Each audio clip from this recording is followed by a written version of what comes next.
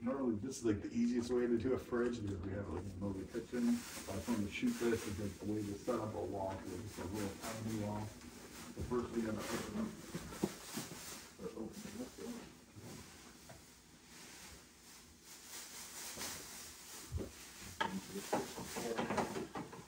That's the first one. I'm not gonna take the tension out because it's gonna make it a lot easier to set up in the long run.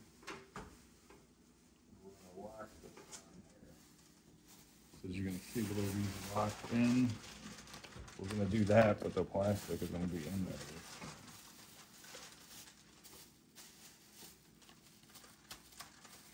Now the plastic is locked onto that.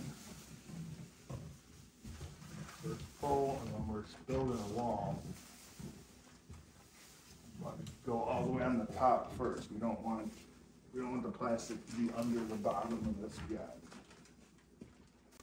Now the next one, we don't have to lock it on like that. Because it's much easier if we do it. Lock down the first one so it stays in position.